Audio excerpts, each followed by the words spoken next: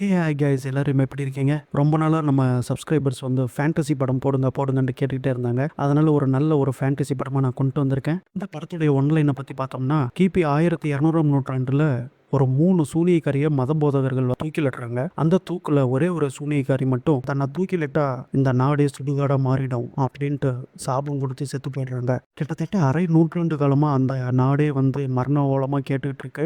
அரை நூற்றாண்டுக்கு அப்புறம் ஹீரோ அந்த பக்கமாக வரும்போது அங்கே இருக்கிற மக்கள் அவதிப்படுற அந்த கோலத்தை பார்த்துட்டு அவங்களுக்கு உதவி பண்ண ஆரம்பிக்கிறார். அவர் உதவி பண்ண ஆரம்பிக்கிறனால அவர் என்னென்ன பிரச்சனைகள் சந்திக்கிறாருங்கிற விஷயத்தை ரொம்ப ஃபேண்டசியாக அட்வென்ச்சராக நல்ல இன்ட்ரெஸ்டிங்காகவும் நமக்கு சொன்ன படம் தான் சீசன் ஆஃப் த விச். நான் welcome to Tamil voice studio. நான் உங்கள் ராஜா.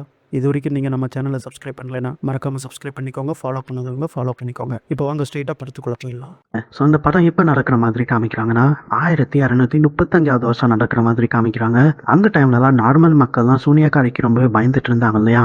ஏதாவது சூனியக்காரியை பற்றி தெரிய வந்துச்சுன்னா அவங்கள பிடிச்சி தூக்கில் போட்டுருவாங்க இல்லையா. இப்போவும் பார்த்தீங்கன்னா ஒரு 3 பொண்ணுங்களை தூக்கில் போடுறதுக்காக எடுத்துட்டு வராங்க. அதாவது அவங்க சூனியக்காரிங்கன்ற மாதிரி இங்கே ஊர் மக்கள் எல்லாருமே நம்பிட்டு இருக்காங்க போல. ஸோ அந்த 3 பொண்ணுங்கள 2 பொண்ணுங்க பார்த்தீங்கன்னா கதறாங்க, எங்களை விட்டுருங்க, நாங்கள் சூனியக்காரி கிடையாது, நீங்க தப்பா புரிஞ்சுக்கிட்டீங்க அப்படின்னு கதறிக்கிட்டே வரேன். அப்ப ஒரு பிரிட்ஜுக்கு மேலையா 3 பொண்ணுங்களையும் வந்து நிப்பாட்டுறாங்க. பக்கத்துலேயே ஒரு கிறிஸ்ட காமிக்கிறாங்க. அவர் கையில புக் ஆஃப் சாலமன் வச்சிருக்கிறாரு, ரொம்பவே புனிதமான நூல். அது மேல கை வச்சுக்கிட்டு என்ன கேட்கிறாருன்னா, நீங்க 3 பேரும் சூனியக்காரி தானே, நீங்க ஒத்துக்கிட்டீங்கன்னா உங்களை நான் மன்னிச்சு விட்டுறேன் அப்படின்னு சொன்னதுமே அதுல பொண்ணு என்ன சொல்றேன்னா, நான் சூனியக்காரி கிடையாது, ஆனா அந்த மாதிரி மந்திரத்தெல்லாம் சும்மா சொல்லி பார்த்தேன் அவ்வளவுதான், என்னை விட்டுருங்க, நான் சூனியக்காரி கிடையாது அப்படின்னு சொல்ல. அடுத்த பொண்ணு என்ன சொல்றேன்னா, இந்த மாதிரி நானும் சூனியக்காரி கிடையாது, நான் அந்த சூனியக்காரிக்கு ஹெல்ப் பண்ணனே தவிர நான் சூனியக்காரி கிடையாது, உண்மையா தான் சொல்றேன் அப்படின்னு அவரும் அதை ஒத்துக்கிறான். மூணாவது ஒரு லேடியை காமிக்கிறாங்க. ஆனா அவங்க என்ன சொல்றாங்கன்னா, அவங்களுடைய கண்ணெல்லாம் பாருங்கன்னா ஒரு கண்ணு வேற மாதிரி இருக்கு இல்லையா. இவங்க தான் உண்மையான சூனியக்காரி போல. என்ன சொல்றாங்கன்னா, இங்க பாரு, நீ பெரிய தப்பு பண்ணிட்டு இருக்கிற, இதுக்காக நீ கண்டிப்பா நரகத்துக்கு போய் பெரிய தண்டனை அனுபவிப்ப அப்படின்னு பிரீஸ்ட பார்த்தே சாபம் விட்டுறாங்க. இது தெரிஞ்சதுமே பிரீஸ்ட் என்ன சொல்றாங்கன்னா, இந்த 3 பேரும் அவங்களுடைய குற்றத்தை ஒத்துக்கிட்டாங்க, அதனால தூக்கு போட்டாங்க அப்படின்னு சொல்ல உடனே 2 பொண்ணுங்களும் காதாடுறாங்க. உண்மையை சொன்னா விட்டுருவேன்னு சொன்னீங்க, ஆனா இப்படி தூக்கப்பட சொல்றீங்க அப்படின்னதும், உண்மையை சொன்னா மன்னிப்பேன்னு சொன்னேன் தான், ஆனா அது உங்களுடைய ஆன்மாவை மன்னிச்சுட்டேன், ஆனா உங்களுக்கு மன்னிப்பு கிடையாது தான் அப்படின்னு சொல்லிட்டு அந்த பொண்ணை தள்ளி விட்டுறாங்க. பார்த்தா அந்த பாலத்துல இருந்து கீழே விழும்போது அவங்களுடைய கழுத்து நெரிச்சு கொடூரமா சாகுறாங்க. அப்படி செத்ததுமே அவங்க என்ன பண்றாங்கன்னா, அந்த 3 டெட் பாடியுமே தண்ணிக்குள்ள முக்கி வச்சிடுறாங்க. அதுக்கப்புறம் அந்த சோல்ஜர்ஸ் அங்க இருந்து கிளம்பிட்டேன். உடனே பிரீஸ்ட் அவங்க தடுத்து, எங்க போறீங்க, இப்ப நம்ம அந்த 3 டெட் பாடியும் எடுத்து மந்திரம் சொல்லணும் அந்த புக்ல இருக்கிற மாதிரியே, அப்படி சொன்னா மட்டும்தான் அந்த சூனியக்காரிங்களாம் அடங்குவாங்க அப்படின்னு சொல்ல. ஆனா அந்த சோல்ஜர்ஸ் என்ன சொல்றாங்க, பாருங்க, மேல இருந்து கீழே தள்ளி விட்டோம், கழுத்து உடஞ்சி செத்து போயிட்டாங்கல்ல, இதுக்கப்புறம் எதுக்கு இதெல்லாம் தேவையில்லாத வேலை, சோ நாங்க கிளம்புறோம், எங்களுக்கு வேலை இருக்கு அப்படின்னு சொல்லிட்டு கிளம்பிட்டு வாங்கலாம். ஆனா அந்த பிரீஸ்டுக்கு வந்து பயங்கர அள்ளு இருக்கும். அதனால சரி, ஓகே, நம்மளே இதை பண்ணிட வேண்டியதுதான் அப்படின்னு ஒவ்வொருத்தரையா அவரு மேல இழுக்க ஆரம்பிக்கிறாரு.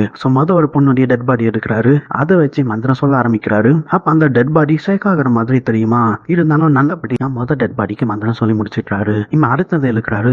இதுதான் அந்த சூனியக்காரியோடைய உடம்பு. அதை அப்படியே இழுத்து அதோடைய உடம்புக்கு மந்திரம் சொல்ல ஆரம்பிக்க, திடீர்னு அதோடைய வாயில இருந்து ஏதோ வெளியில விட ஆரம்பிக்குது. உடம்பெல்லாம் பயங்கரமா சேக்காக ஆரம்பிக்க, எப்படியோ கடைசியா மந்திரம் போட்டு இந்த உடம்பையும் அடக்கிட்டாரு. ஆனா கடைசியா ஒரு லேடியோடைய டெட் பாடியை இழுக்கும் போது அவரால் இழுக்கவே முடியல. என்ன அவ்வளவு ஸ்ட்ராங்கா இருக்குன்ற மாதிரி பயங்கரமா இழுக்க ட்ரை பண்ணும்போது தெரியாதனமா தவறி அந்த தண்ணிக்குள்ளே விழுந்துடுறாரு. மிரண்டு போன இவரு பதறிப்பா எப்படி அந்த தண்ணி விட்டு வெளியில வேகமா வந்து அவர் காப்பாத்திக்கிறதுக்காக அந்த சாலமன் புக்ல உள்ள மந்திரத்தை சொல்ல ஆரம்பிக்க, ஆனா அப்படியே அந்த தண்ணிக்குள்ள இருந்து அந்த சூனியக்காரி வெளியில வருவா பாருங்க.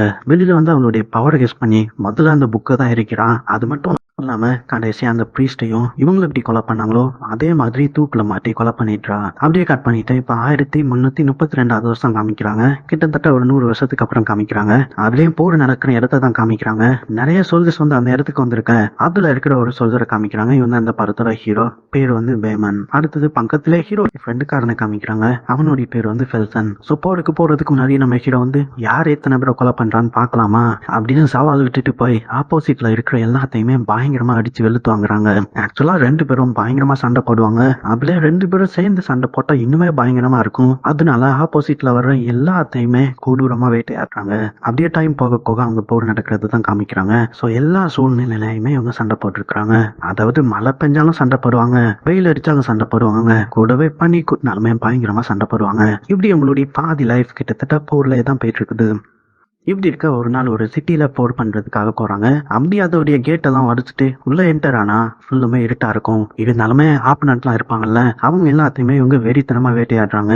அப்படி ஒருத்தவங்கள கொடூரமா கத்தியால குத்துனதுக்கு அப்புறம் தான் பாக்குறான் அவங்க சாதாரணமான ஒரு பொண்ணு போல. சோ இதை பார்த்து நம்ம ஹீரோ மனசு உடைஞ்சு போயிடுறான். அது மட்டும் இல்லாம அந்த ஃப்ரெண்டு காரணத்தை பாக்குறான். அதுலயும் ஏகப்பட்ட நார்மல் மக்களை தான் இவங்க இப்போ கொண்டிருக்கிறாங்க. சோ இதெல்லாம் பார்த்து நம்ம ஹீரோக்கு ரொம்ப கஷ்டமாயிடுது. நேரா அவனுடைய லீடர் கிட்ட போய், நாங்க இப்போ இப்படி சாதாரண மக்களை கொலை பண்ணிட்டோம், அவங்க போர் வீரர்கள்லாம் கிடையாது, அப்புறம் எதுக்கு எங்களை அட்டாக் பண்ண சொல்லுங்க அப்படின்னதும், நீங்க பாருங்க அவங்க எல்லாத்தையுமே கடவுள் தான் கொலை பண்ண சொல்லி எனக்கு ஆர்டர் கொடுத்தாரு, அதனால நீங்க எதுக்கும் கவலைப்படாதீங்க அப்படின்னு சொன்ன. ஆனா இந்த பதில் நம்ம ஹீரோக்கு சுத்தமா பிடிக்கல. சோ என்ன சொல்லிடுறானா, இனிமேல் எங்களை போருக்கு கும்பிடாதீங்க, நாங்க இனிமேல் உங்களுக்கு கீழே இல்ல அப்படின்னு சொல்லிட்டு அவனும் ஃப்ரெண்டு காரணம் அங்க இருந்து கிளம்பிட்டாங்க. அப்படி இந்த போர்ல இருந்து வெளியில வந்தவங்களுக்கு எங்க போறதுன்னே தெரியல. சரி ஓகே, நம்ம ரொம்ப தூரம் டிராவல் பண்ணி போவோம் அப்படின்னு முடிவு எடுத்து ரொம்ப தூரம் அப்படியே டிராவல் பண்ண ஆரம்பிக்கிறாங்க. சோ அப்படியே காடு மலை கடல் அப்படின்னு எல்லாத்தையும் தாண்டி வந்துட்டு இருக்கும் போதுதான் ஒரு இடத்துல தனிமையா இருக்கிற ஒரு வீட்டை பாக்குறாங்க. சரி ஓகே, இந்த வீட்டுல ஏதாவது இருக்கான்னு பாக்கலாம் அப்படின்னு சொல்லிட்டு ரெண்டு பேரும் உள்ள போய் பார்த்தா, ஆனா அந்த வீட்டுல யாருமே இருந்த மாதிரி இல்ல. இவங்களும் கூப்பிட்டு பாக்குறாங்க, ஆனா எந்த ஒரு பதிலுமே இல்ல.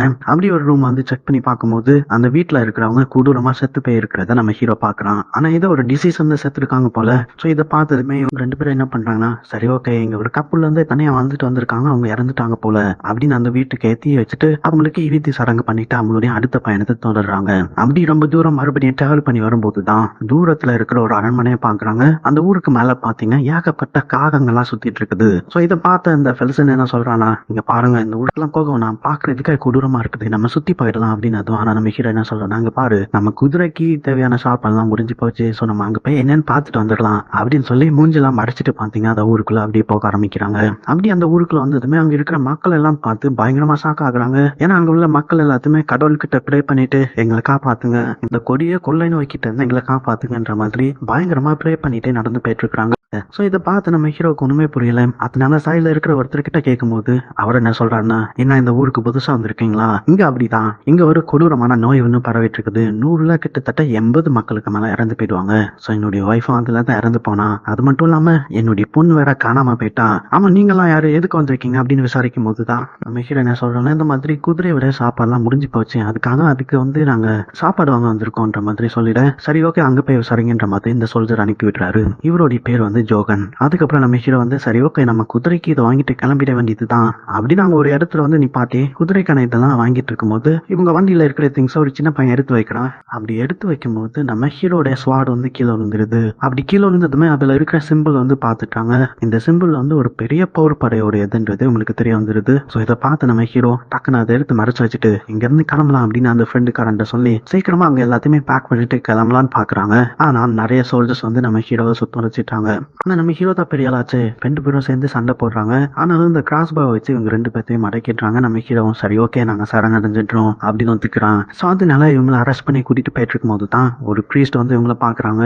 அதுலயும் ஹீரோடைய ஸ்வாடை பார்த்துட்டு நீங்க ஏன் கூட வாங்க அப்படின்னு சொல்லி இன்னொரு இடத்துக்கு கூட்டிட்டு போறாங்க. எங்கன்னா தேவாலயத்துக்கு தான் கூட்டிட்டு போறாங்க. உள்ள வந்து பார்த்தா இந்த பெரிய ப்ரீஸ்ட் வந்து மோசமான நிலைமையில இருக்கிறாரு. இவருக்கும் அந்த நோய் வந்து பரவிடுச்சு போல. அப்பதான் இந்த ப்ரீஸ்ட் என்ன சொல்றாருன்னா, இந்த மாதிரி இங்க பரவிட்டு இருக்கிற நோய்க்கு காரணம் ஒரு கொடூரமான சூனியக்காரி தான், அவளை நாங்க பிடிச்சி ஜெயில போட்டிருக்கிறோம் அப்படின்னு சொல்ல. அப்பதான் அந்த பெரிய பிரீஸ்ட் என்ன சொல்றாருன்னா, இந்த மாதிரி உங்களுடைய உதவி எங்களுக்கு தேவைப்படுது, ஏன்னா அந்த சூனியக்காரியை மட்டும் கூட்டிட்டு கொஞ்ச தூரம் தள்ளி இருக்கிற ஒரு புனித மரத்துக்கு கூட்டிட்டு போனோம். அங்க இருக்கிற துறவிகள் எல்லாருமே ப்ரே பண்ணா மட்டும்தான் இந்த சூனியக்காரியை அடக்க முடியும், இல்லைன்னா இவ அந்த நோயால எல்லாத்தையுமே அழிச்சிடுவா, இந்த வழக்கமே நாசமா போயிடும். ஏன்னா அந்த துறவி மரத்துலதான் புக் ஆஃப் சாலமனோட ஒரு காப்பி இருக்குது, அது மூலமா தான் அந்த சூனியக்காரி போட்ட ஸ்பெல் அழிக்க முடியும் அப்படின்னு சொல்ல. உடனே நம்ம ஹீரோ வந்து சரி ஓகே அதுக்கு எங்களுடைய ஹெல்ப் உங்களுக்கு இதுக்கு தேவைப்படுது அப்படின்னு கேட்டதுமே இந்த பெரிய பிரீஸ்ட் என்ன சொல்லனா, உங்களை பத்தி எனக்கு நல்லாவே தெரியும், நீங்க ஒரு பெரிய போர் வீரன், அது பக்கம் உங்க பக்கத்துல இருக்கிறது உங்களுடைய ஃப்ரெண்டு ஃபெல்சன் தானே, நீங்க ரெண்டு பேரும் சேர்ந்து நிறைய போர்ல வந்து பயங்கரமா போராடி இருக்கீங்கன்றது எல்லாத்துக்குமே தெரியும், அதனாலதான் உங்ககிட்ட நாங்க இந்த ஹெல்ப் கேட்கிறோம், நீங்க மட்டும் அந்த ஹெல்ப்பை பண்ணிட்டீங்கன்னா உங்களை நான் ஃப்ரீ பண்ணி விட்டுறேன், இல்லைன்னா நீங்க ஜெயில தான் இருக்கணும் அப்படின்னு சொல்ல. ஆனா நம்ம ஹீரோ இப்படிலாம் சொன்ன ஒத்துப்பானா என்ன, அதனால என்ன சொல்லிட்டானா, இந்த மாதிரி நாங்க மறுபடியும் சர்ச்சுக்காக சேவை செய்யறதா இல்ல அப்படின்னு சொல்லிட. அடுத்த செகண்டே பாத்தீங்கன்னா நம்ம ஹீரோவை பிடிச்சி ஜெயில போட்டுடுறாங்க. கூடவே இந்த ஃப்ரெண்டுக்காரனையும் போட்டு அடைச்சு வச்சுட. இவங்களுடைய ஆப்போசிட்ல தான் பாத்தீங்கன்னா அந்த சூனியக்காரையும் அடைச்சு வச்சிருக்காங்க. சோ அந்த பொண்ணு பாத்தீங்கன்னா பாவமா இவங்கள பாக்குறா. அதுக்கப்புறம் இங்க நம்ம ஹீரோ ஜெயிலுக்குள்ள வந்து உட்காந்துட. அந்த ஃப்ரெண்டுக்காரன் இருக்கான்ல, அவன் நம்ம ஹீரோ கிண்டல் அடிச்சு பேசுறான். அதாவது நம்ம ஹீரோ சர்ச்சுக்கெல்லாம் சேவை செய்ய மாட்டேன்னு சொல்லியிருப்பான் இல்லையா, அதெல்லாம் சொல்லி காட்டி கிண்டல் அடிச்சு ஜாலியா அவங்க பேசிட்டு இருக்காங்க. ஜெயில இருக்கணும் கொஞ்சம் வருத்தம் இல்லாம அப்படியே கட் பண்ண நைட் ஆகுது. நம்ம ஹீரோவுக்கு திடீர்னு சத்தம் கேட்டு முழிச்சு பார்க்குறான். என்னன்னு பார்த்தா ஆப்போசிட்ல ஒரு பொண்ணு இருந்தாங்க இல்லையா, அந்த பொண்ணை பயங்கரமா காயப்படுத்திருக்காங்க. அவ ரொம்பவே சோகத்துல அழுதுட்டே இருக்கிறா. சோ இதெல்லாம் பார்த்து நம்ம ஹீரோக்கு ரொம்பவே கஷ்டமாயிடுது. இவளை பாக்குறதுக்கு சூனியக்காரி மாதிரிலாம் இல்ல, இவங்க ஏதோ தப்பா புரிஞ்சுக்கிட்டாங்க போல. அதனால இந்த பொண்ணுக்காவது நம்ம இந்த பொண்ணை கூட்டிட்டு அந்த துறவி மரத்துக்கு போகலாம் அப்படின்னு முடிவு பண்ணி இதை பத்தி அந்த பிரீஸ்ட் கிட்டே சொல்றான். ஆனா அவங்க கிட்ட ஒரு முக்கியமான டிமாண்ட் என்ன வைக்கிறானா, இந்த மாதிரி அந்த பொண்ணை மட்டும் நீங்க கொலை பண்ணக்கூடாது போற வரைக்கும் அப்படின்ற மாதிரி சொல்லிட்டு அவங்களும் பாத்தீங்கன்னா ஒத்துக்கிறாங்க.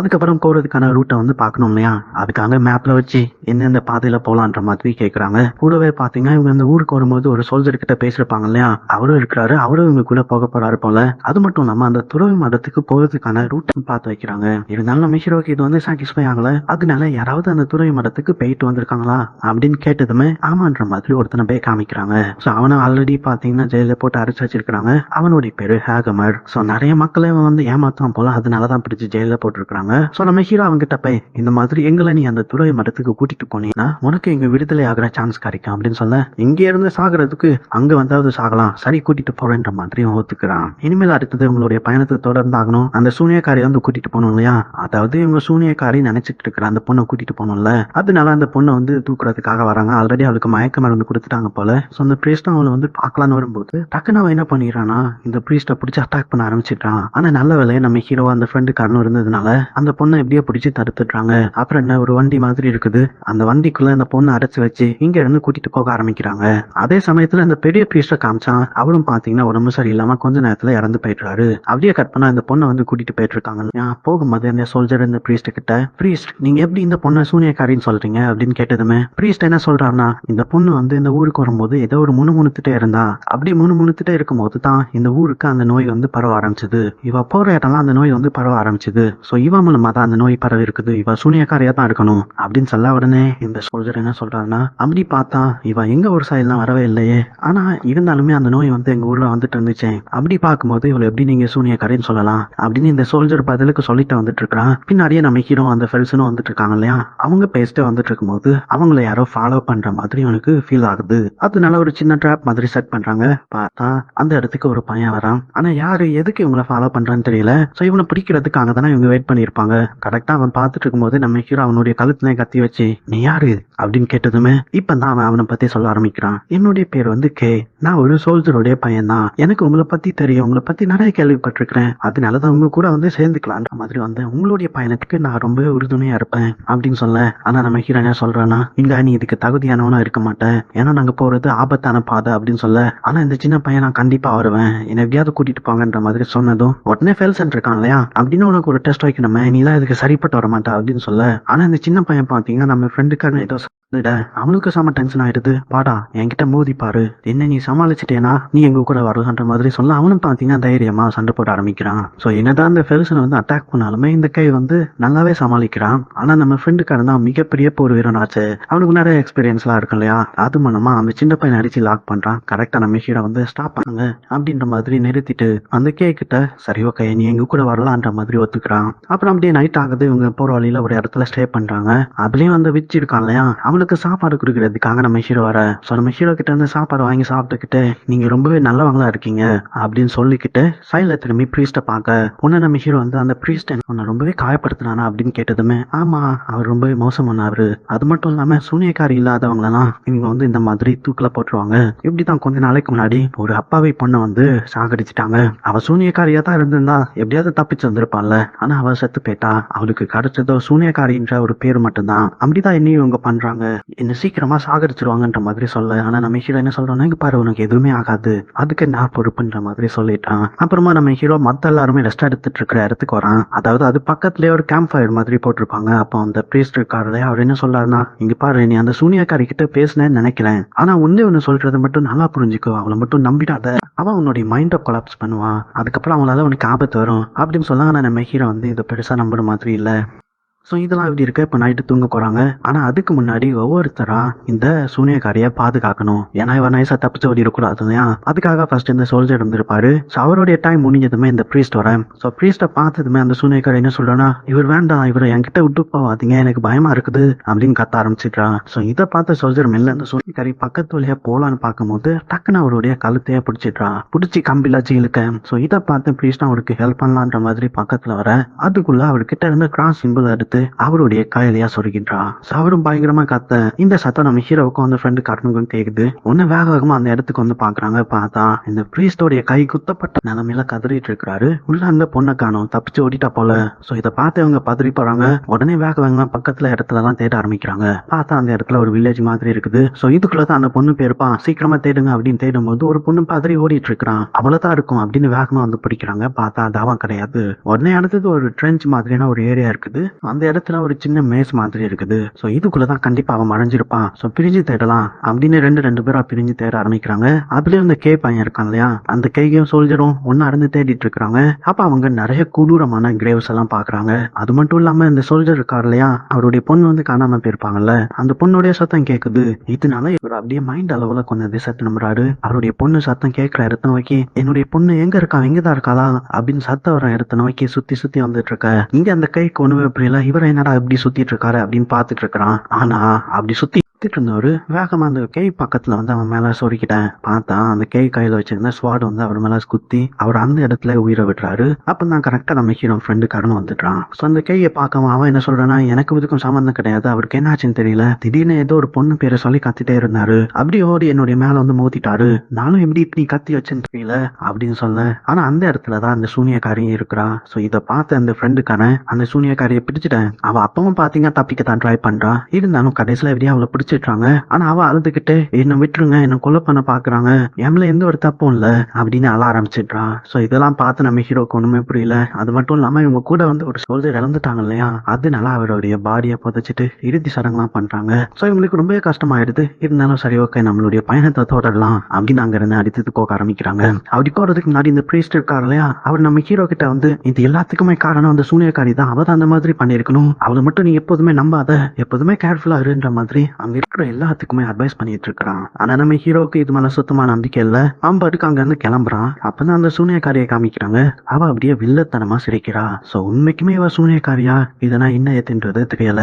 இப்படி இருக்கச்சு அடுத்தது அவங்க அப்படியே டிராவல் பண்ணிட்டு ஒரு பாலத்துக்கு வராங்க. அதாவது இந்த பாலம் வந்து உடஞ்சி போய் இருக்குது. சோ இதை கிராஸ் பண்ணி போனா மட்டும்தான் துறவி மடத்துக்கு போக முடியும் போல. அதனால இதுல எப்படி போறது, பானகர உடஞ்சிருக்கு அப்படின்னு எல்லாமே பயந்து இருக்கும் போது நம்ம ஹீரோ தான் தைரியத்தோட அவனுடைய குதிரையோட அப்படியே மெல்ல அந்த இடத்த கிராஸ் பண்ண போறான். சோ அதுல அந்த பாதை பாத்தீங்கன்னா பயங்கரமா டேமேஜ் ஆயிருக்கு இல்லையா, இருந்தாலும் எப்படியே மேனேஜ் பண்ணி அந்த சைடுக்கு போயிட்டான். சோ மத்த எல்லாருக்கிட்டே என்ன சொல்றேன்னா, நீங்களாம் உங்க குதிரையை கூட்டிட்டு நான் வந்து மதுரையை சேஃபா வாங்க, அதுக்கப்புறம் இங்க வச்சு அந்த வண்டி இழுத்துக்கலாம் அப்படின்னு சொல்ல. சோ எல்லாருமே பாத்தீங்கன்னா அவங்களுடைய குதிரையை எப்படியோ சேஃபா பாத்தீங்கன்னா அந்த சைடு கூட்டிட்டு வந்துட்டாங்க. அதுக்கப்புறம் அந்த வண்டியையுமே இழுக்க ஆரம்பிக்கிறாங்க. பின்னாடி இருந்து 2 பேர் தள்ளி விட முன்னாடி இருந்து இவங்க கயிறு கட்டி இழுக்க ஆரம்பிக்கிறாங்க. அப்படி இழுத்துட்டு இருக்கும் போது திடீர்னு பாத்தீங்கன்னா அவங்களால மேனேஜ் பண்ண முடியல. இருந்தாலும் எப்படியோ கஷ்டப்பட்டு இழுத்துட்டு இருக்க, ஆனா முடியாம கொலாப்ஸ் ஆகி 2 பேரும் கீழே வந்துட்டாங்க. இது மூலமா அந்த வண்டி பின்னாடி தள்ளிட்டு இருந்த அந்த கை இருக்கான்ல, அவன் பேலன்ஸ் ஸ்லிப் ஆகி அப்படியே அந்த இடம் உடஞ்சி கீழே விழ போறான். ஆனா யாரும் அவனை பிடிக்கிறாங்க, யாருன்னு பார்த்தா அந்த சூனியக்காரி தான். சோ அவனை அசால்ட்டா பிடிச்சி அப்படியே தூக்கி மேல வச்சுட்டான். இவனுக்கு ஒண்ணுமே புரியல, நமக்கு ஒண்ணுமே புரியல, இவனுக்கு எப்படி எவ்வளவு பவர்ன்ற மாதிரி. அதுக்கப்புறம் எப்படியே மேனேஜ் பண்ணி மறுபடியும் எல்லாரும் ஒண்ணு சேர்ந்து அந்த வண்டியை பிடிச்சி சுத்திட்டாங்க. அது மூலமா அந்த பிரிட்ஜ் கொலாப்ஸ் ஆகிற ஜஸ்ட் மிஸ்ல எப்படியே எல்லாருமே இந்த சைடு வந்துட்டாங்க. நல்ல வேலைடா யாருக்குமே எதுவுமே ஆகல அப்படின்னு ஒரு பெருமூச்சை விட்டுட்டு அடுத்தது மறுபடியும் அவனுடைய பயணத்தை தொடர்றாங்க. அது மூலமா ஒரு காட்டுக்கு வராங்க. சோ இந்த காட்டை தாண்டது அடுத்தது அந்த துறைமுகம் வந்துடும் போல. அதனால அதோடைய பாதையை ஃபாலோ பண்ணிட்டு அப்படியே மெல்ல முன்னாடி போயிட்டு இருக்கேன். அப்படி போக போக பாத்தீங்கன்னா அந்த இடமே அப்படியே பனி சூழுது. அவங்களுக்கு முன்னாடி என்ன இருக்குன்றதே தெரியல. சோ இதனால நம்ம ஹீரோ என்ன சொல்றேன்னா, சரி ஓகே அப்படின்னா நம்ம இங்கேயே ஸ்டே பண்ணிட்டு அடுத்த நாள் ஆனதுமே இங்க இருந்து போகலாம் அப்படின்னு சொல்லி அந்த இடத்துல ஸ்டே பண்ண ஆரம்பிக்கிறாங்க. சோ இப்படி எல்லாருமே அங்கேயே தங்கி ரெஸ்ட் எடுத்துட்டு இருக்கும்போது திடீர்னு இந்த ஹேங் மாதிரி இருக்கான் இல்லையா, அத அந்த வழி சொல்றதுக்குன்னே கூட்டிட்டு வந்திருப்பாங்க இல்லையா, அவன் என்ன பண்றான், ஆனா ஒரு கிராஸ் பாவ் எடுத்து இந்த சூனியக்காரை எப்படியாவது போட்டு தள்ளிடலான்ற மாதிரி முன்னாடி வரான். ஆனா ஜஸ்ட் மிஸ்ல இந்த ஃப்ரெண்டுக்கான இதை பார்த்துட்டு என்ன பண்ணிட்டு இருக்கு அப்படின்னு கேட்டதும், இங்க பாருங்க இவளால தான் நம்ம கேங்ல இருந்து ஒருத்தர் செத்துட்டான். சோ இவ உயிரோட இருந்தா நம்ம உயிரோட இருக்க முடியாது. சோ அதுக்காகவாவது இவளை நான் கொலை பண்ணிடுறேன் அப்படின்னு பேசிட்டு இருக்கும்போது திடீர்னு அந்த இடத்துல அந்த ஓநாய்கள்லாம் கத்துற மாதிரியான சத்தம் கேக்குது. அதே சமயத்துல அந்த சூனியக்காரை காமிச்சா வாயில ஏதோ முணுமுணுத்துட்டு இருக்கா. ஏதோ மந்திரம் சொல்றாளா என்ன எதுன்னு தெரியல. இவங்களை சுத்தி நிறைய ஓநாய்களை வர ஆரம்பிச்சிடுது. சோ இதை பார்த்து எல்லாருமே உஷாராகிறாங்க. சோ நம்ம ஹீரோ என்ன ஆர்டர் போட்டானா, இப்ப ஓநாய்கள் நம்மள அட்டாக் பண்ண வர போகுது. சோ எல்லாருமே ரெடி ஆருங்க அப்படின்னு ஸ்வார் எடுத்து ரெடியாக கரெக்டா பாத்தீங்கன்னா இவங்க எதிர்பார்த்த மாதிரியே ஓநாயம் வருது. ஆனா இவங்க தான் ரெடியா இருக்காங்க இல்லையா. சோ வந்த ஓனாய் எல்லாத்தையுமே அட்டாக் பண்றாங்க. சோ இப்ப வந்த ஓனாய் எல்லாமே செத்துடுச்சு. ஆனா இருந்தாலுமே இன்னும் நிறைய ஓநாய்கள் கத்துற மாதிரியான சத்தம் கேட்க உடனே சரி ஓகே இங்க இருந்து கிளம்பிடலாம், சீக்கிரமா வண்டி எடுங்க அப்படின்னு ஆர்டர் போட உடனே வேக வேகமா வண்டி எடுத்துட்டு கிளம்புறாங்க. அப்படி வேக வேகமா போயிட்டு இருக்க பின்னாடியே பாத்தீங்கன்னா ஓநாய்களும் தொடுத்துட்டு இருக்குது. அதுல ஒரு சில ஓநாய்கள் என்ன பண்ணிடுதுன்னா இந்த சூனியக்காரையை ஒருத்த கொலை வந்திருப்பான் இல்லையா ஹேங்கமர், அவனுடைய மேல தாவி அவனை கீழே தள்ளி விட்டுருது. அது மட்டும் இல்லாம இப்பதான் தெரியுது அது ஓநாய்கள் எல்லாம் கிடையாது, அதை தாண்டி ஏதோ ஒரு மிருகம் போல. இந்த ஓநாய்கள் எல்லாம் பேய் பிடிச்சா அப்படி இருக்கும் அந்த மாதிரி வந்து இவனை கொடூரமா அட்டாக் பண்ணி கடைசியில சாகடிச்சிடுதுங்க. சோ இப்போ கட் பண்ண அந்த சைடு நம்ம ஹீரோ காமிச்சா அவனும் அதுக்கப்புறம் 3 பேரும் அதுக்கப்புறம் அந்த பொண்ணு மட்டும் தான் மிச்சம் இருக்காங்க. சோ நம்ம ஹீரோக்கு சம கோவமா எடுத்து கண்டிப்பா இவ தான் இதுக்கெல்லாம் காரணமா இருப்பான் அப்படின்னு அந்த கிராஸ் போ எடுத்து அவளை போட்டு தள்ளிலான்னு பார்க்கும்போது கரெக்டா இடையில பிரீஸ்ட் வந்து இங்க பாரு கிட்டத்தட்ட நம்ம பக்கத்துல வந்துட்டோம், இவரை கொல்றது இதுக்கு முடிவு கிடையாது, அங்க போயிட்டு நம்ம அந்த மந்திரத்தை சொன்னா மட்டும்தான் முடியும் அப்படின்னு சொல்ல. ஆனா நம்ம ஹீரோ கேட்பானா அந்த பிரீஸ்ட தள்ளி விட்டு இவரை கொலை பண்ணலான்னு போகும்போது மறுபடியும் இடையில நம்ம ஃப்ரெண்டுக்காரன் வந்துட்டான். இங்க பாரு நம்ம இவ்வளவு தூரம் டிராவல் பண்ணி வந்துட்டு இந்த துறவி மரத்துக்காக தான் அப்படின்னு காமிச்சா அது பாத்தீங்கன்னா பக்கத்துல தான் இருக்குது. சோ இவ்வளவு தூரம் வந்துட்டாங்க இல்லையா, இதுக்கப்புறம் இன்னும் கொஞ்சம் தூரம் தானே போயிடலாம் அப்படின்னு முடிவு பண்ணி மறுபடியும் பாத்தீங்க அந்த வண்டியை கூட்டிட்டு துறவி மரத்துக்கு போறாங்க. சோ இங்க வந்து பார்த்தா பெரிய கேட்லாம் இருக்குது. ஆனா வெளியில யாருமே இருந்த மாதிரி இல்ல. உடனே தட்டி பாக்குறாங்க, எந்த ஒரு பதிலுமே வரல. அதனால இந்த கேட் சின்ன பையன் இருக்காங்க இல்லையா, சோ அவனை சைடு மூலமா ஏறி இறங்க சொல்லி பின்னாடி வந்து கதை ஓப்பன் பண்ணி விட சொல்ல அதே மாதிரி அவனும் எப்படியோ கஷ்டப்பட்டு ஏறி வந்து கதை ஓப்பன் பண்ணி விட சோ எல்லாருமே பாத்தீங்கன்னா உள்ள வராங்க. ஆனா உள்ள வந்து பார்த்தா யாரையுமே காணோம், எந்த ஒரு துறவியையுமே காணோம். சோ இவங்களுக்கு ஒண்ணுமே புரியாம அந்த துறவிலாம் இருப்பாங்கல்ல அந்த ரூமுக்கு வந்து பார்த்தா அங்க நிறைய மாங்ஸ் எல்லாம் செத்து போய் கிடக்குறாங்க. அதாவது ஒரு நோய் இவங்க ஊர்ல பரவிச்சு இல்லையா, அதே நோய் இங்க பரவி எல்லா மாங்ஸும் இறந்து போய் கிடக்குற மாதிரி இருக்குது. அவ்வளவுதான் இதை பார்த்து அந்த பிரீஸ்ட் பதறிடுறான். அவ்வளவுதான் அந்த உலகம் அழிய போகுது, எங்களை காப்பாத்துங்க கடவுளைன்ற மாதிரி முட்டி போட்டு ப்ரே பண்ண ஆரம்பிச்சிட்டான். சோ இதை பார்த்து நம்ம ஹீரோ என்ன பண்ற நீ இப்ப அடுத்தது என்ன பண்ணலாம் முடிவு பண்ணுவோம் அப்படின்னு அந்த பிரீஸ்ட் கிட்ட பேசும்போது யாரோ பேசுற மாதிரியான சத்தம் கேக்குது. என்னன்னு பார்த்தா ஒரே ஒரு மகனுக்கு மட்டும் உயிருக்கு போராடிட்டு கிடக்குறாரு. அவரும் சாகுறதுக்கு முன்னாடி இவங்க கிட்ட ஒரு இடத்த நோக்கி கை காமிக்க அங்க பார்த்தா ஒரு புக் இருக்குது. அதுதான் புக் ஆஃப் சாலமன். சோ இதுல இருக்கிற ஸ்பெல்ல அந்த சூனியக்காரை கிட்ட சொன்னா மட்டும்தான் இது முடியும்ன்ற மாதிரி இந்த பிரீஸ்டுக்கு தெரிய வருது. உடனே நம்ம ஹீரோ என்ன சொல்றோம்னா சரி ஓகே அந்த சடங்கு சீக்கிரமா ஆரம்பிங்க அப்படின்னு வெளியில அந்த சூனியக்காரி இருக்கிற இடத்துக்கு கொண்டு வராங்க. உள்ள அந்த சூனியக்காரியை பாருங்க செம்ம ஜாலியா வந்துட்டீங்களா எல்லாருமே ரெடியா இருக்கீங்களா அப்படின்னு வில்லத்தனமா சிரிக்க ஆரம்பிக்கிறான். என்ன இங்க எல்லாருமே இறந்துட்டாங்களா அப்படின்னு வில்லத்தனமா பேசி சிரிச்சிட்டு இருக்கேன். இதை பார்த்த நம்ம பிரீஸ்டும் வேகமா அவர் அந்த புக் வந்து படிக்க ஆரம்பிக்கிறாரு. உடனே சூனியக்காரி என்ன பண்றானா வாயில ஏதோ முணுமுணுக்க அதனால இந்த சைடு அந்த பிரீஸ்டோடைய கையில இருந்து ரத்தம் வர ஆரம்பிக்குது. சோ இதை பார்த்து நம்ம ஹீரோ புரிஞ்சுக்கிட்டு அவனுடைய சுவார் எடுத்து ஒழுங்கு மரியாதை அமைதியாரு அப்படின்னு அந்த பொண்ணை அட்டாக் பண்றதுக்காக ரெடியாக. ஆனா அவ என்ன பண்ணிடுறானா இந்த போர்ல நம்ம ஹீரோட லீடர் ஹீரோ கிட்ட பேசியிருப்பாங்க இல்லையா அதே மாதிரியான வாக்கியங்கள்லாம் இப்ப பேசி காமிக்கிறான். சோ இதை பார்த்து நம்ம ஹீரோ மறந்து போயிட்டான். அவர் பேசினது இவளுக்கு எப்படி தெரிஞ்சது அப்படின்னு சாக்காகி பார்த்துட்டு இருக்கும்போது அப்பதான் பிரீஸ்ட் சொல்றான் அப்படின்னா இது ஒரு சாதாரண சூனியக்காரியெல்லாம் கிடையாது, இவ அதுக்கும் மேல ஏதோ ஒண்ணு அப்படின்னு புரிஞ்சுட்டு சூனியக்காரிக்கு சொல்ல வேண்டிய மந்திரத்தை சொல்லாம அடுத்தது சாத்தான் அழிக்கக்கூடிய அதாவது சூனியக்காரிக்கு மேல இருக்கிற ஒரு பெரிய சாத்தான அழிக்கக்கூடிய ஒரு ரிச்சுவல் வந்து பண்ண ஆரம்பிச்சு அதுக்கான பிரேயரை வந்து சொல்ல ஆரம்பிக்கிறாரு. ஸோ இதனால அந்த சூனியக்காரிக்கு ஏதோ ஆக ஆரம்பிக்குது. அதனால அவன் என்ன பண்றான்னா அவளுடைய பவரை இப்பதான் யூஸ் பண்ண ஆரம்பிக்கிறா. என்னன்னா அந்த மெட்டல் இருக்குல்ல அது எல்லாத்தையுமே இவளுடைய பவரை யூஸ் பண்ணி அப்படியே உருக்குறா. அதுக்கப்புறமா அதுல இருந்து மெல்ல இறங்கி வந்துட்டு அவளுடைய உண்மையான சுயரபத்துக்கு கொஞ்சம் கொஞ்சமா வர ஆரம்பிக்க இதை பார்த்து நம்ம ஹீரோ அட்டாக் பண்ணலான்னு போறான். ஆனா ஒரே தள்ளு தான் ஹீரோவின் தள்ளி விட்டுருது, அந்த ஃப்ரெண்டு காரனே தள்ளி விட்டுருது. ஸோ வேகமா வந்து இந்த பிரீஸ்டை தான் ஸ்டாப் பண்ண ட்ரை பண்ணுது. அப்படியே இந்த பிரீஸ்ட் என்ன பண்றாரு இந்த ஹோலி வாட்டர் இருக்கும்ல அதை அது மேலே தெளிச்சுட்டு இவர் இதை தீவிரமா வாசிக்க ஆரம்பிக்கிறாரு. ஸோ இது இதனால அந்த சூனியக்காரி இருக்கான்ல, ஆக்சுவலா அவ சூனியக்காரி கிடையாது, அதுக்கும் மேலான ஒரு பெரிய சாத்தான். ஸோ அந்த சாத்தானுக்கு ரெக்கெல்லாம் இருக்குது, ரெக்கெல்லாம் முளைச்சி அது அப்படியே வேகமா அந்த மரத்துக்குள்ள டார்க் ரூமுக்குள்ள பறந்து போயிடுது. ஸோ நம்ம கேங் என்ன பண்றாங்கன்னா, இவளை இப்படியே விட்டுறக்கூடாது, இவளை இந்த இடத்துல அழிக்கணும் அப்படின்னு எல்லாருமே ஒட்டு மொத்தமா ரெடி ஆக்குறாங்க. அதுலயே நம்ம ஹீரோ அந்த சின்ன பையன் கிட்ட, நீங்க பாரு, நீ சின்ன பையனா இருக்கிற, இந்த இடத்துக்கு வரணும், நீ கிளம்பிடு, இது உயிருக்கே ஆபத்தான விஷயம் அப்படின்னதும், ஆனா அந்த சின்ன பையன் ரொம்பவே தைரியமா, நான் எல்லாத்துக்குமே ரெடியா தான் வந்திருக்கிறேன், இது மூலமா என்னுடைய உயிர் போயிடுச்சுன்னா நான் ரொம்பவே சந்தோஷப்படுவேன் அப்படின்னு ஒரு உண்மையான வாரியர் மாதிரி பேச, ஸோ இதை பார்த்து நம்ம ஹீரோவும் அவனுக்கு இந்த வீரர்களுக்கான சடங்கெல்லாம் பண்ணி ஒரு ப்ராப்பர் சோல்ஜரா மாத்துறான். அப்புறம் என்ன, அந்த டீமனை நோக்கி தேட போறாங்க. ஏன்னா அதுகிட்ட தான் அந்த மந்திரத்தை சொன்னா அது வந்து அழிஞ்சு போயிடும். அப்படி வரும்போது தான் நம்ம ஹீரோ என்ன சொல்றான்னா, அந்த சூனியக்காரி நம்ம வர்ற பாதையில எப்ப வேணாலுமே தப்பிச்சிருக்கலாம், ஆனா அது தப்பிக்காம வாண்டடாவே இந்த துறவி மரத்துக்கு வரணுன்றதுக்காகவே வந்திருக்குது அப்படின்னா அது வேணுக்குனே தான் இங்க வந்திருக்குது. ஸோ ஏதோ ஒரு காரணத்துக்காக தான். ஸோ அது என்ன காரணமா இருக்கும் அதை கண்டுபிடிக்கணும் அப்படின்னு பேசிட்டே வந்துட்டு இருக்கும்போது அந்த மாங்ஸ் எல்லாம் இறந்து கிடப்பாங்கல்ல, அவங்கள வந்து பாக்குறாங்க. பார்த்தா அவங்க எல்லாமே ஒரு இதை நோட் பண்ணி வச்சிருக்காங்க. அதாவது இந்த சாலமன் புக் ஆஃப் காப்பி வந்து அழிஞ்சிடக்கூடாது, அதை வந்து நம்ம நிறைய காப்பி எடுத்து நிறைய ஊருக்கு அனுப்பி வச்சு இந்த சாத்தனை அழிச்சிடலான்ற மாதிரி தான் இவங்க வந்து தீவிரமா முயற்சி பண்ணியிருப்பாங்க போல. ஆனா அதுக்குள்ள இவங்க வந்து இப்படி இறந்து போயிட்டாங்க. ஸோ இதெல்லாம் இப்படி இருக்கு. இப்ப அந்த துறவி மரத்துக்கு வெளியில காமிச்சா எக்கச்சக்கமான ஆவிகள்லாம் சுத்திட்டு இருக்கிற மாதிரி காமிக்கிறாங்க. அதுலயே அந்த குட்டி குட்டி ஜந்துலாம் என்ன பண்ணுதுன்னா, இந்த மாங்ஸோட டெட் பாடி இருக்கும் இல்லையா, அது ஒரே உடம்புக்குள்ள போயிடுது. ஸோ இது மூலமா மாங்ஸோ வந்து இவங்க அட்டாக் பண்ண போறாங்க போல. அது போக இந்த பிரீஸ்ட் வந்து இப்ப கண்டுபிடிச்சிட்டாரு, அதாவது அந்த சாத்தான் இங்க வந்ததுக்கான காரணமே இங்க தான் புக் ஆஃப் சாலமனுடைய கடைசி இது இருக்குது. இதை வந்து அவங்க காப்பி பண்ணி எல்லாத்துக்கும் அனுப்பிட்டா அந்த சாத்தானை அழிக்கக்கூடிய வழி கிடைச்சிடும். அதுக்காக அது என்ன பண்ணிருக்குன்னா, நம்ம மூலமாவே இந்த இடத்துக்கு வந்திருக்குது. இந்த இடத்துக்கு வந்து இங்க இருக்கிற இந்த புக்கை வந்து அழிக்கிறது தான் அதோடைய உண்மையான நோக்கமே. அப்படி அழிச்சிட்டு அதை தடுக்க வேற எதுவுமே கிடையாதுல்ல. ஸோ அதுக்கப்புறம் அது இந்த உலகத்தையே இருளாக்கிரும். ஸோ அப்படி நடந்துடக்கூடாதுன்றதுக்காக தான் அந்த மார்க்ஸ் என்ன பண்ணிருக்காங்கன்னா, இந்த புக்கோடைய காப்பியை நிறைய எழுத ட்ரை பண்ணிருக்காங்க. ஆனா அதுக்குள்ள அந்த நோய் பரவி செத்து போயிட்டாங்க அப்படின்ற மாதிரி கண்டுபிடிக்க. அப்ப நம்ம ஹீரோ கேட்கறான், அப்ப அந்த சூனியக்காரிக்கு இந்த புக்கு தான் தேவையா அப்படின்னு, இதுல உள்ள மந்திரத்தை நம்ம சீக்கிரமா சொல்லணும் அப்படின்னு பேசிட்டு இருக்கும் போதே சைடுல ஏதோ ஒரு சத்தம் கேக்குது. என்னன்னு இவங்க சென்டர்ல வந்து பார்த்தா அந்த சாத்தான் இருக்கு இல்லையா, அது இங்க இருக்கிற ஒரு பெரிய ஹால்ல மேல ஃபுல் ரக்கி வர அதோடைய உண்மையான சுயரூபத்துக்கு வந்துருச்சு போல. சோ இதை பார்த்து மிரண்டு போய் இவங்க இதை வந்து சொல்ல ஆரம்பிக்கிறாங்க. அது உடனே என்ன பண்ணுதுன்னா, நிறைய புக்ஸ் எல்லாம் தள்ளி விட்டுட்டு அந்த நிறைய காப்பி எல்லாம் இருக்கும்ல அது எல்லாத்தையுமே எரிச்சிடுது. கூடவே இந்த மாங்ஸோடைய உடம்புக்குள்ள அந்த ஆபிகள்லாம் போயிடுச்சு இல்லையா, அது என்ன பண்ணுதுன்னா சாம்பி மாதிரி ஒரு வருது இவங்க எல்லாத்தையுமே அட்டாக் பண்ண வருது. அதாவது ஃபர்ஸ்ட் இந்த ப்ரீஸ்ட ஸ்டாப் பண்றதுக்காக.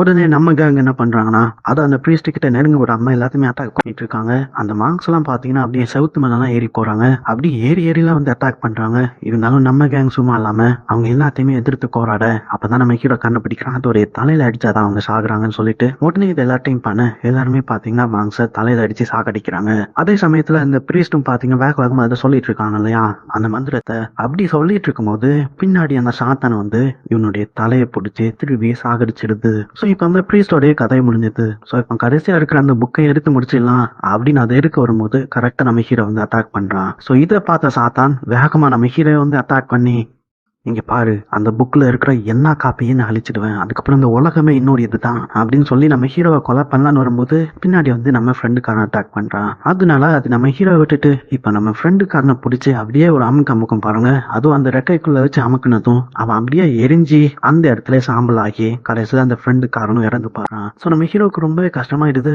அதே டைம்ல அந்த சின்ன பையன் இருக்கான் இல்லையா, அவன் என்ன பண்றானா, அவன் அந்த புக்கை எடுத்து படிக்க ஆரம்பிக்கிறான். ஸோ மீதி இருக்கிற மந்திரத்தை சொல்ல ஆரம்பிக்க.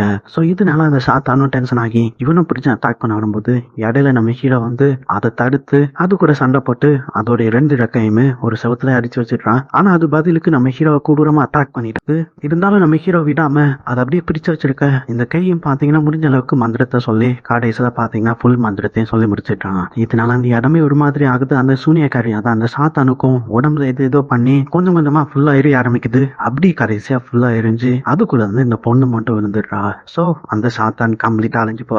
ஸோ நம்ம ஹீரோ அப்படியே அந்த பொண்ணை பார்க்கலாம், பார்த்துட்டு எப்படியோ ஒரு பொண்ணை நம்ம காப்பாத்திட்டோம் அப்படின்னு மன நிம்மதியாக நமக்கு ஹீரோக்கு என்னாச்சு அப்படின்னு பார்க்க வர்றதுக்குள்ளேயே நம்ம ஹீரோ அந்த பொண்ணை நல்லா பார்த்துக்கோ அப்படின்னு சொல்லிட்டு இறந்து போயிடுறான். இப்போ கடைசியா ஒரு வழியா எல்லா பிரச்சனையும் முடிஞ்சிருச்சு இல்லையா. ஸோ அந்த பொண்ணுக்கும் இப்போ எல்லாமே தெரிய வருது. அதனால அங்கே இறந்தவங்களுடைய பாடியை எடுத்து வெளியில அடக்கம் பண்றாங்க. ஸோ இவன் ரொம்ப ஃபீல் பண்றான், எனக்காக அவங்க இறந்துட்டாங்களே அப்படின்னு எமோஷனலாக. ஸோ அவங்களுக்கான மரியாதையெல்லாம் செலுத்துறாங்க. அப்பதான் அந்த பொண்ணு அவளுடைய பேரையே சொல்றா, என்னுடைய பேரை ஆனான்ற மாதிரி. சரி ஓகே நம்ம ரிட்டர்ன் கிளம்பலாம் அப்படின்னு நம்ம கேயும் இந்த பொண்ணு பார்த்தீங்கன்னா குதிரையில ஏறி கிளம்புறாங்க. அந்த கை கிட்ட தான் அந்த கடைசி காப்பியான சாலமன் புக் வந்து இருக்கிற மாதிரி காமிச்சு இந்த படத்தை முடிக்கிறாங்க.